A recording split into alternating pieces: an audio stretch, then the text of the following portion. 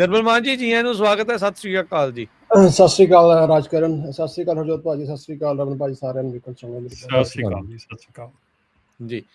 ਸੋ ਨਿਰਮਲ ਮਾਨ ਜੀ, ਹੁਣ ਜਿੱਦਾਂ ਆਪਾਂ ਸਿਚੁਏਸ਼ਨ ਜਿਹੜੀ ਉਹ ਦੇਖ ਰਹੇ ਹਾਂ, ਜਿੱਦਾਂ ਆਪਣੇ ਪਹਿਲੇ ਕਾਲਰ ਵੀ ਸ਼ਾਇਦ ਉਹਨਾਂ ਦੀ ਕਾਲ ਤੁਸੀਂ ਸੁਣੀ ਵੀ ਉਹ ਇਸ ਟਾਈਮ ਸ਼ਸ਼ੋਬੰਚ ਨੇ ਵੀ ਅਸੀਂ ਕਰੀਏ ਕੰਮ ਨਾ ਕਰੀਏ ਕਿਵੇਂ ਆ, ਪਰ ਸਿਚੁਏਸ਼ਨ ਸਾਰਿਆਂ ਦੇ ਲਈ ਕਿਉਂਕਿ ਜਿਹੜਾ ਡੈਟ ਖਲੋਤਾ ਉਹ ਤਾਂ ਖਲੋਤਾ ਹੀ ਆ, ਉਹ ਉਸ ਤਰੀਕੇ ਦੇ ਨਾਲ ਹੀ ਆ, ਉਹ ਆਪਣੇ ਆਪ ਤਾਂ ਜਿਹੜਾ ਉਹ ਜਾਣਾ ਨਹੀਂ।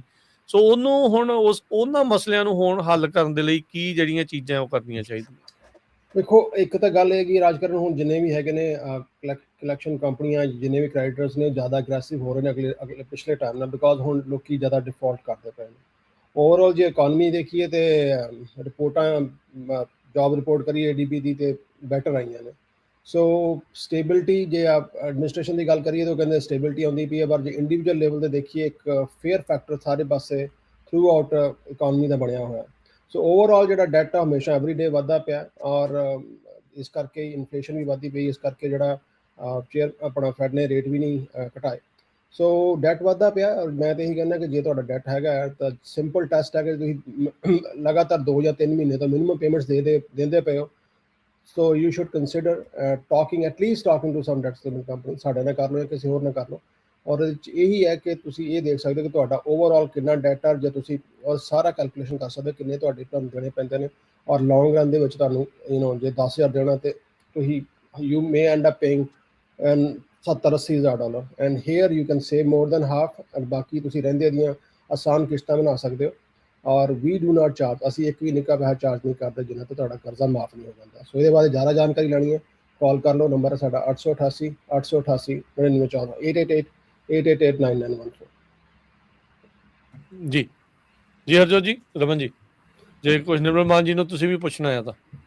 ਜੀ ਬਿਲਕੁਲ, ਹੁਣ ਪਤਾ ਹੀ ਆ ਸਿਚੁਏਸ਼ਨ ਕੀ ਚੱਲਦੀ ਆ। ਇਕੱਲਾ ਟਰੱਕਿੰਗ ਨਹੀਂ, ਹੋਰ ਇੰਡਸਟਰੀ ਆਪਾਂ ਰੋਜ਼ ਹੀ ਡਿਸਕਸ ਕਰਦੇ ਹਾਂ, ਚਾਹੇ ਆਪਣੇ ਜਿਹੜੇ ਬੰਦੇ ਹੈਗੇ ਆ ਸਮਾਲ ਬਿਜ਼ਨਸ ਓਨਰਸ ਹੈਗੇ ਬਹੁਤ, liquor store, grocery store, gas station, ਸਾਰੇ ਬਿਜ਼ਨਸਿਸ ਕਾਫੀ ਸਲੋ ਜਾ ਰਹੇ ਆ। ਲਿਕਰ ਸਟੋਰ ਵਗੈਰਾ ਤਾਂ 40% ਤੱਕ ਵੀ ਜਿਹੜੇ ਆ ਉਹਨਾਂ ਦੀਆਂ ਸੇਲ ਘਟ ਗਈਆਂ ਆ। ਬਹੁਤ ਸਾਰੇ, ਮੈਂ ਕੱਲ੍ਹ ਇੱਕ ਮੇਰਾ ਦੋਸਤ ਆ, ਉਹ ਰੈਸਟੋਰੈਂਟ ਓਨਰ ਆ, ਉਹਦੇ ਨਾਲ ਗੱਲ ਕਰ ਰਿਹਾ ਸੀ। ਕਹਿੰਦਾ ਭਾਜੀ $25,000 ਪਰ ਮੰਥ ਰੈਂਟ ਆ ਬੇ ਏਰੀਏ 'ਚ, ਹੁਣ ਦੱਸੋ ਤੁਸੀਂ ਕੀ ਸਰਵਾਈਵ ਕਰੋਗੇ। ਉੱਤੋਂ ਜਿਹੜੀ ਸੇਲ ਆ ਉਹ ਘਟ ਗਈ ਹੈਗੀ ਆ। ਸੋ ਜਿਹੜੀ ਸਿਚੁਏਸ਼ਨ ਆ ਉਹ ਬਹੁਤ ਆਉਣ ਵਾਲੇ ਸਮੇਂ 'ਚ ਲੱਗਦਾ ਨਹੀਂ ਵੀ ਹਜੇ ਟਾਈਮ ਲੱਗੂਗਾ, ਉੱਤੋਂ ਗੈਸ ਦੀਆਂ ਪ੍ਰਾਈਸਿਸ ਨੂੰ ਲੈ ਕੇ। ਸੋ ਜਿਹੜਿਆਂ ਨੂੰ ਲੱਗਦਾ ਆ ਵੀ ਉਹਨਾਂ ਦੇ ਬਹੁਤ ਸਾਰਾ ਡੈਪਟ ਇਕੱਠਾ ਹੋਇਆ, ਨਿਰਮਲ ਭਾਜੀ ਨਾਲ ਕੰਟੈਕਟ ਕਰੋ, ਕੁਛ ਨਾ ਕੁਛ ਇਹ ਸੋਲੂਸ਼ਨ ਕੱਢ ਕੇ ਦੇਣਗੇ।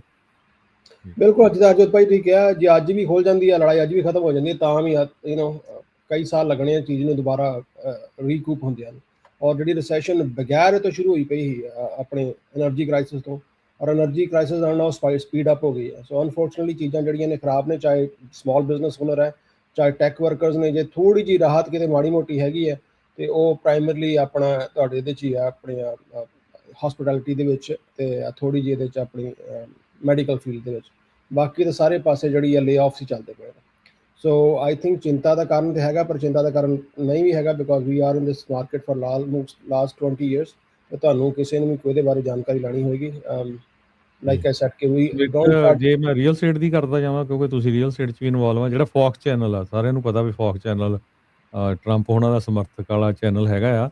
ਉਹਨਾਂ ਨੇ ਹੀ 2 ਦਿਨ ਪਹਿਲਾਂ ਜਿਹੜੀ ਰਿਪੋਰਟ ਛਾਪੀ ਆ ਵੀ ਕਹਿੰਦੇ ਵੀ ਫੋਰਕਲੋਜ਼ਰ ਪਿਛਲੇ 6 ਸਾਲਾਂ 'ਚ ਇਸ ਵੇਲੇ ਹਾਈਐਸਟ ਲੈਵਲ ਦੇ ਉੱਤੇ ਆ। ਕਾਰਨ ਕੀ ਆ? ਇੰਸ਼ੋਰੈਂਸ ਦੇ ਰੇਟਸ ਬੜੇ ਹਾਈ ਆ, ਘਰਾਂ ਦੇ ਪ੍ਰੋਪਰਟੀ ਟੈਕਸ ਬਹੁਤ ਹਾਈ ਹੈਗੇ ਆ, ਲੋਕ ਲੇ ਆਫ ਹੋ ਰਹੇ ਆ। ਜਿਹੜਾ ਡਾਟਾ ਉਹਨੇ ਦੱਸਿਆ ਵੀ 1,19,000 US ਦੀਆਂ ਪ੍ਰੋਪਰਟੀਜ਼ ਪਹਿਲੇ ਕੁਆਰਟਰਸ ਦੇ ਵਿੱਚ ਫੋਰਕਲੋਜ਼ ਹੋਈਆਂ ਆ, ਜੋ ਕਿ 26% ਹਾਈ ਆ ਪਿਛਲੇ ਸਾਲ ਨਾਲੋਂ। ਬਿਲਕੁਲ, ਔਰ ਜਿਹੜੀ ਘਰਾਂ ਦੀ, ਇਹਨੂੰ ਐਡ ਕਰਦਾ ਭਾਜੀ, ਜਿਹੜੀ ਘਰਾਂ ਦੀ ਸੇਲਸ ਹੈ ਹਰਜੋਤ ਭਾਜੀ, ਜਿਹੜੀ ਸੇਲਸ ਹੈ ਇਟਸ ਲੋਐਸਟ ਸਿੰਸ 1995। ਇੰਨੀ ਘੱਟ ਸੇਲ ਕਦੇ ਹੋਈ ਨਹੀਂ ਘਰਾਂ ਦੀ ਹੈਗੀ ਹੈ ਜਿਹੜੀ। ਸੋ ਇਨਵੈਂਟਰੀ ਵੱਧਦੀ ਪਈ ਹੈ। ਆਈ ਮੀਨ ਜਨਰਲੀ ਰੀਜ਼ਨ ਇਹ ਕਿ ਘਰ ਨਹੀਂ, ਪ੍ਰਾਈਸ ਨਹੀਂ ਘਟਦੀ ਪਈ। ਅੱਗੇ ਵੀ ਆਪਾਂ ਕਈ ਵਾਰ ਗੱਲ ਕੀਤੀ ਹੈ ਕਿ ਜਿਹੜੇ ਲੋਕੀ ਇਸ ਟਾਈਮ 2-3% ਜਿਨ੍ਹਾਂ ਦਾ ਰੇਟ ਲੌਕ ਹੈਗਾ, they are not going to sell it, because ਉਹ ਉਸ ਰੇਟ ਦੇ ਉੱਤੇ ਉਹਨਾਂ ਨੂੰ ਉਹ ਸਟਕ ਹੈਗੇ ਨੇ। ਪਰ ਦੈਟਸ ਰੀਜ਼ਨ ਕਿ ਜਿਹੜੀ ਇਨਵੈਂਟਰੀ ਹੈ ਸਿਰਫ ਮੋਸਟਲੀ ਬਿਲਡਰਾਂ ਉੱਤੇ ਡਿਪੈਂਡ ਕਰਦੀ ਹੈ, ਪਰ ਬਿਲਡਰਾਂ ਨੂੰ ਜੇ ਪਾ ਲਈਏ ਤੇ ਘਰਾਂ ਦੀ ਸੇਲ ਵੀ ਜਿਹੜੀ ਆ ਡਰਾਸਟਿਕਲੀ ਘਟੀ ਹੋਈ। ਜੀ ਆਈ ਥਿੰਕ ਇੱਥੇ ਇੱਕ ਚੀਜ਼ ਦਾ ਖਿਆਲ ਰੱਖਣਾ ਵੀ ਜ਼ਰੂਰੀ ਆ ਕਿ ਜਦੋਂ ਇਦਾਂ ਦਾ ਮਾਹੌਲ ਆਉਂਦਾ ਆ, ਇੱਕ ਜਿਹੜੇ ਬਿਜ਼ਨਸ 'ਚ ਤੁਸੀਂ ਹੈਗੇ ਆ ਉਹ ਬਿਜ਼ਨਸ ਥੱਲੇ ਨੂੰ ਜਾ ਰਿਹਾ ਜਾਂ ਬਿਜ਼ਨਸ ਦੇ ਵਿੱਚ ਪ੍ਰੋਬਲਮ ਆ ਰਹੀ ਆ, ਅਤੇ ਆਪਣੇ ਕਮਿਊਨਿਟੀ ਦੀ ਇੱਕ ਜਿਹੜੀ ਆਦਤ ਹੈਗੀ ਹੈ ਕਿ ਆਹ ਬਿਜ਼ਨਸ ਛੱਡ ਕੇ ਦੂਜਾ ਬਿਜ਼ਨਸ ਖੋਲ੍ਹਣਾ, ਦੂਜਾ ਜਿੱਧਰ ਨੂੰ 4 ਬੰਦੇ ਹੋਰ ਜਾਂਦੇ ਆ, ਜਿੱਦਾਂ ਆਪਾਂ ਟਰੱਕਿੰਗ 'ਚ ਗੱਲ ਕਰਦੇ ਸੀ, ਬਾਕਸ ਟਰੱਕ ਦੀ ਗੱਲ ਕਰਦੇ ਸੀਗੇ, ਜਿਹੜਾ ਐਮਰਜੈਂਸੀ ਜਿਹੜਾ ਆਪਣਾ ਹੈਗਾ ਆ ਟਰਾਂਸਪੋਰਟੇਸ਼ਨ ਬਿਜ਼ਨਸ ਹੈਗਾ ਆ, ਜੀ। ਨਾਨ ਐਮਰਜੈਂਸੀ ਜਿਹੜਾ ਬਿਜ਼ਨਸ ਹੈਗਾ। ਸੋ ਕਈ ਐਸੇ ਬਿਜ਼ਨਸ ਹੈਗੇ ਜਿਹਦੇ ਵਿੱਚ ਆਪਣੇ ਲੋਕੀ ਜਿਹੜੇ ਆ ਨਾ ਉਹ ਧੜਾ ਧੜ ਇੱਕਦਮ ਉੱਧਰ ਨੂੰ ਤੁਰ ਪੈਂਦੇ ਸਾਰੇ।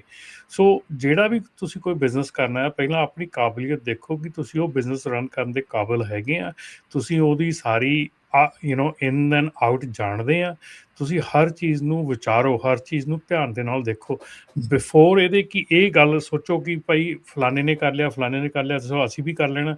ਸੋ ਇਹ ਚੀਜ਼ ਨਹੀਂ ਪਹਿਲਾਂ ਆਪਾਂ ਨੂੰ ਪ੍ਰੋਬਲਮ ਕੀਤੀ ਆ, ਇਹ ਚੀਜ਼ ਹੀ ਅੱਜ ਆਪਾਂ ਨੂੰ ਫਿਰ ਪ੍ਰੋਬਲਮ ਅੱਗੇ ਆ ਰਹੀ ਆ। ਔਰ ਕਈ ਐਸੇ ਬਿਜ਼ਨਸ ਹੈ ਜਿਹੜੇ ਥੋੜ੍ਹੇ ਜਿਹੇ ਉੱਭਰ ਕੇ ਸਾਹਮਣੇ ਆਏ ਹੈਗੇ ਆ, ਲੇਕਿਨ ਉਹਦੇ ਵਿੱਚ ਜਿਹੜੀ ਦੌੜ ਲੱਗ ਗਈ ਇਸ ਵੇਲੇ ਲੋਕਾਂ ਨੇ ਬਣਨ ਦੀ, ਉਹ ਜਿਹੜਾ ਆ ਉਹ ਤਰੀਕਾ ਜਿਹੜਾ ਇਹ ਗਲਤ ਹੈਗਾ। ਤੁਸੀਂ ਪਲੀਜ਼ ਜੇ ਕੋਈ ਵੀ ਬਿਜ਼ਨਸ ਲੈਣਾ ਹੈਗਾ, ਕੋਈ ਵੀ ਬਿਜ਼ਨਸ ਸ਼ੁਰੂ ਕਰਨਾ ਹੈਗਾ, ਇਹ ਜਿਹੜੇ ਵੀ ਕੰਮ ਦੇ ਵਿੱਚ ਤੁਸੀਂ ਹੈਗੇ ਅੱਜ ਤੋਂ ਨਿਕਲ ਕੇ ਕੋਈ ਬਿਜ਼ਨਸ ਸ਼ੁਰੂ ਕਰਨਾ, ਤੇ ਡੈਫੀਨੇਟਲੀ ਧਿਆਨ ਦਿਓ, ਪਹਿਲਾਂ ਉਸ ਬਿਜ਼ਨਸ ਬਾਰੇ ਸਾਰਾ ਕੁਝ ਜਾਣੋ, ਸਮਝੋ, ਫਿਰ ਜਾ ਕੇ ਤੁਸੀਂ ਉਸ ਬਿਜ਼ਨਸ ਨੂੰ ਖੋਲ੍ਹਣ ਦੀ ਗੱਲ ਕਰ ਸਕਦੇ ਹੋ। ਜੀ ਜੀ ਬਿਲਕੁਲ। ਤੇ ਨੰਬਰ ਇੱਕ ਦੀ ਫਿਰ ਦੱਸ ਦਿਓ ਨਿਰਮਲ ਮਾਨ ਜੀ। ਜੀ ਬਿਲਕੁਲ, 888 888 9914 888 888 ਤੇ ਵੈਬਸਾਈਟ ਹੈਗੀ ura.org, OORAOORA.org। ਧੰਨਵਾਦ ਨਿਰਮਲ ਮਾਨ ਜੀ, ਥੈਂਕ ਯੂ ਜੀ। ਧੰਨਵਾਦ। ਸਤਿ ਸ਼੍ਰੀ ਅਕਾਲ।